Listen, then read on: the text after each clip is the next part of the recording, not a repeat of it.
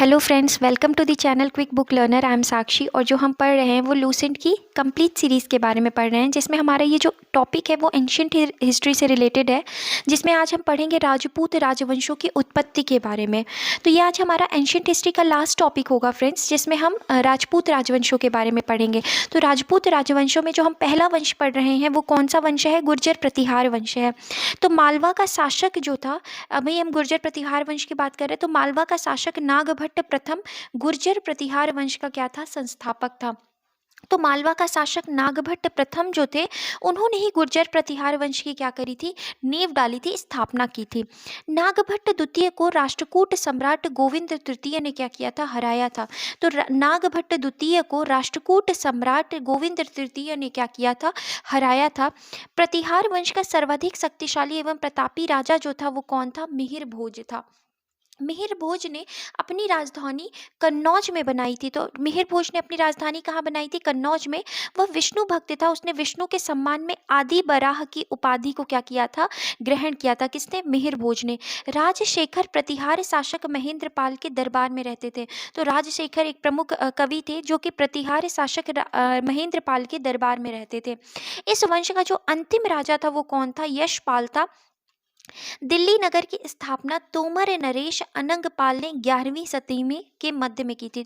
तो जो दिल्ली नगर की स्थापना है वो किसने की थी? तोमर नरेश अनंगपाल ने 11वीं ही सदी के मध्य में की थी। अब हमने अभी गुर्जर प्रतिहार वंश के बारे में देखा राजपूत राजवंशों में। अब हम दूसरा राजपूत राजवंश देख रहे हैं, जो कौन है? गढ़वाल के जो राठौर राजवंश। तो गढ़वाल के वंश का जो संस्थापक था वो कौन था? चंद्रदेव था। गढ़वाल वंश का जो संस्थापक था वो चंद्रदेव था और इसकी राजधानी क्या थी? वाराणसी थी।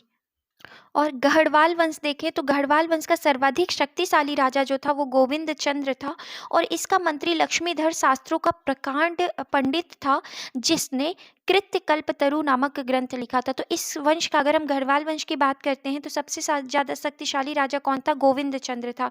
और इसके मंत्री का क्या नाम था? लक्ष्मीधर नाम था, जिसने कृत्यकल्पतरु नामक क्या किया था? ग्रंथ लिखा था। गोविंद चंद की एक रानी कुमार देवी ने सारनाथ में धर्म चक्र जिन बिहार बनवाई थी। पृथ्वीराज तृतीय ने स्वयंवर से जयचंद की पुत्री संयोगिता का अपहरण कर लिया था। तो अगर हम बात करते हैं तो गहलवाड़ों में ही अगर हम देखें तो पृथ्वीराज तृतीय के बारे में हम देखते हैं, ने स्वयंवर से जयचंद की पुत्री संयोगिता का क्या कर लिया था? अपहरण कर लिया था।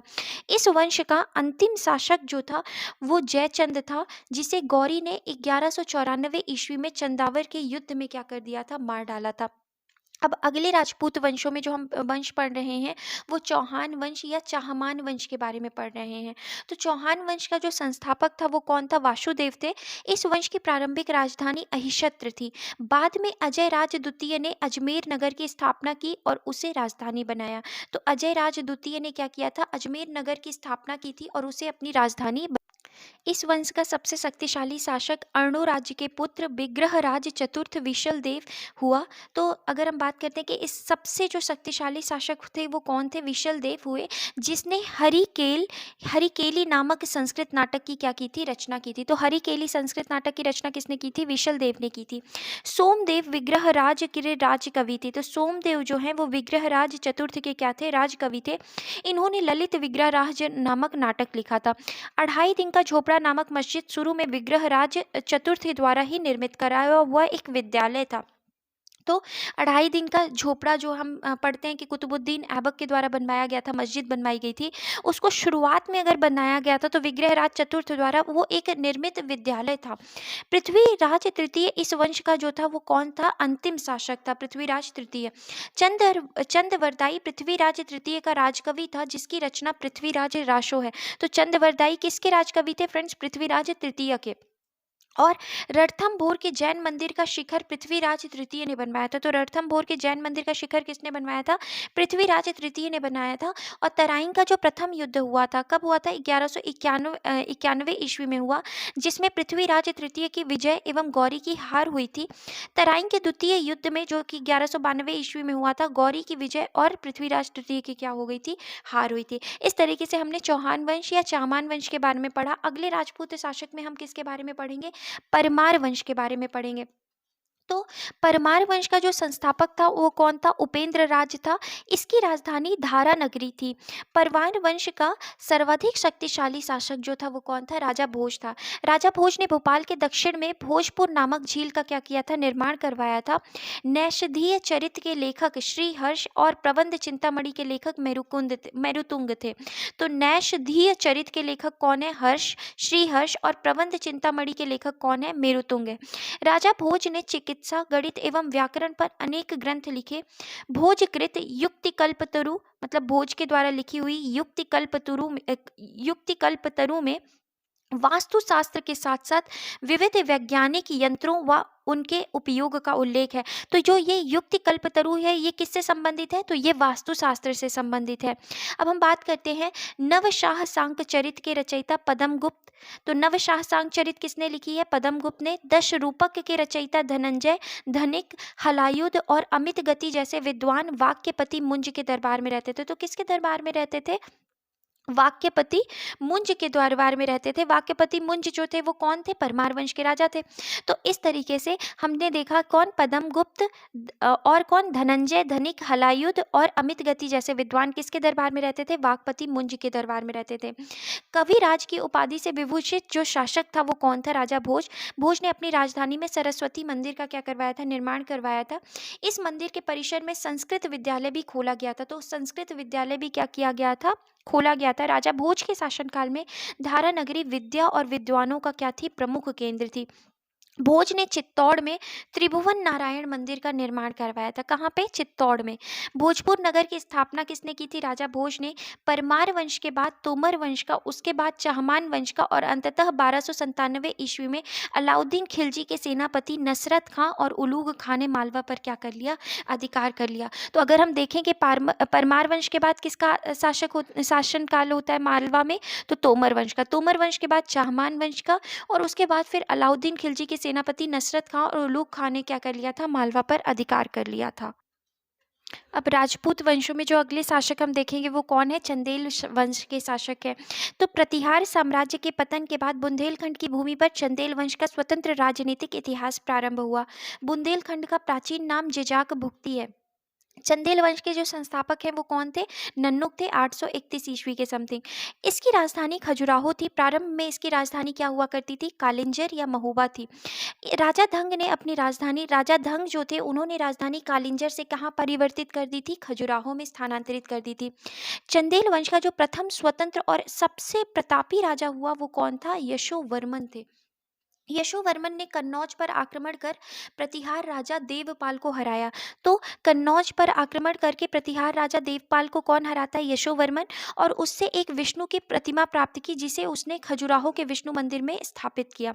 धंग जो थे वो जिन्ननाथ, विश्वनाथ और वैद्यनाथ मंदिर का क्या करवाया था? निर्माण करवाया था। जिन्ननाथ, विश्वनाथ और वैद्यनाथ मंदिर का।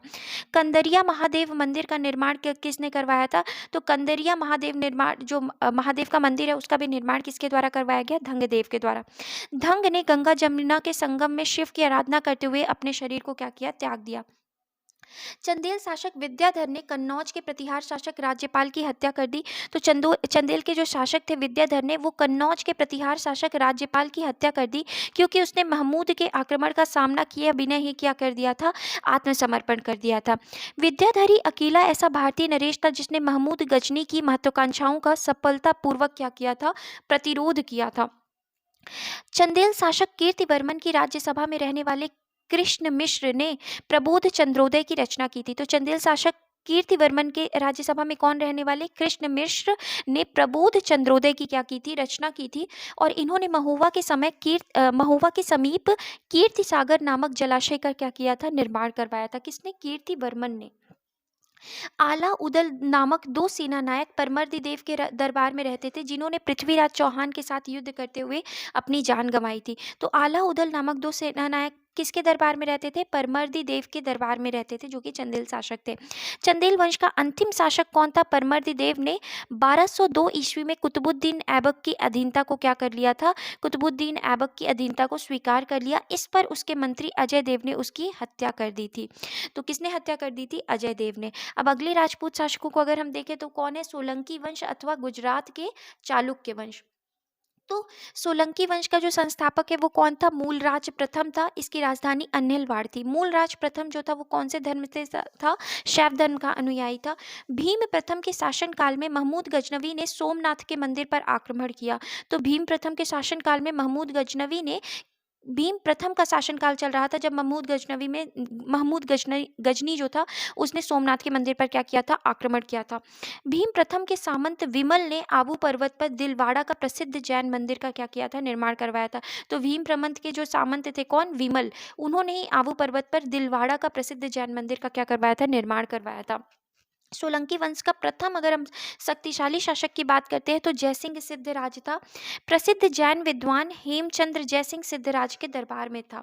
माउंट आबू पर्वत राजस्थान पर एक मंडप बनाकर जयसिंह सिद्धराज ने अपने 7 पूर्वजों की गजारोही मूर्तियों की क्या की है? स्थापना की है।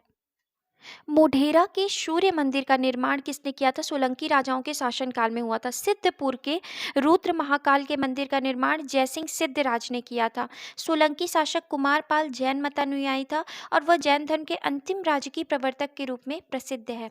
सोलंकी वंश का अगर हम बात करते हैं अंतिम शासक कौन था? तो भीम द्वितीय था। भीम द्वितीय के एक सामंत लवण प्रसाद ने गुजरात में बघेल वंश की स्थापना की थी। तो लवण प्रसाद जो थे वो गुजरात में बघेल वंश की स्थापना किसने की थी? लवण प्रसाद। भीम द्वितीय के एक सामंत लवण प्रसाद ने। बघेल वंश का कर्ण द्वितीय गुजरात का अंतिम हिंदू शासक था। तो बघेल वंश का अगर हम बात करें कर्ण द्वितीय जो थे वो गुजरात के अंतिम हिंदू शासक थे। इसने अलाउद्दीन खिलजी की सेनाओं का मुकाबला किया था। अब अगर हम अगले जो राजपूत शासक हैं उनको देखें तो जो है कलचुरी चेदी राजवंश। तो कलचुरी वंश का जो संस्थापक था वो कौन है? कोक्कल था। इसकी राजधानी त्रिपुरी थी। कलचुरी वंश का एक शक्तिशाली शासक गांगेय देव था जिसने विक्रमादित्य की उपाधि क्या की थी? धारण की थी। पूर्व मध्यकाल में स्वर्ण सिक्कों को विलुप्त हो जाने के पश्चात इन्होंने सर्वप्रथम इसे क्या किया था? प्रारंभ करवाया था। कलचुरी वंश चुरी सबसे महान शासक कर्णदेव था। तो कलचुरी वंश का जो सबसे महान शासक था वो कौन था? कर्णदेव था, जिसने कलिंग पर विजय प्राप्त की। तो जिसने किस पर विजय प्राप्त की थी? कलिंग पर विजय प्राप्त की थी। तो कलचुरी वंश में अगर हम महान शासक बात करते हैं कर्णदेव, उसने कलिंग पर विजय प्राप्त की थी और कलिंगाधिपति की उपाधि को क्या किया था? ग्रहण किया था। प्रसिद्ध कवि राजशेखर कलचुरी के दरबार में ही रहते थे। अब हम बात करते हैं अगले राजपूत वंश के बारे में जो कौन था? सिसोदिया वंश था। तो सिसोदिया वंश के बारे में हम देखें तो सिसोदिया वंश के जो शासक थे अपने को सूर्यवंशी कहते थे। सिसोदिया वंश के शासक मेवाड़ पर शासन करते थे और मेवाड़ की राजधानी चित्तौड़ थी। अपनी विजयों के उपलक्ष्य में विजय स्तंभ का निर्माण राणा कुंभा ने चित्तौड़ में करवाया और खतौली का युद्ध 1518 ईस्वी में राणा सांगा एवं इब्राहिम लोदी के बीच हुआ था। तो इस तरीके से फ्रेंड्स लूसेंट में जितनी भी चीज़ें इंपॉर्टेंट थी एंशिएंट हिस्ट्री से related, in fact each and every line हमने क्या कर लिया है? सारी चीज़ों को हमने लाइन बाय लाइन पढ़ लिया है। तो अगर प्लीज़ आपको ये सेशंस अच्छे लगे हों तो लाइक करें, शेयर करें और सब्सक्राइब करें। Thank you.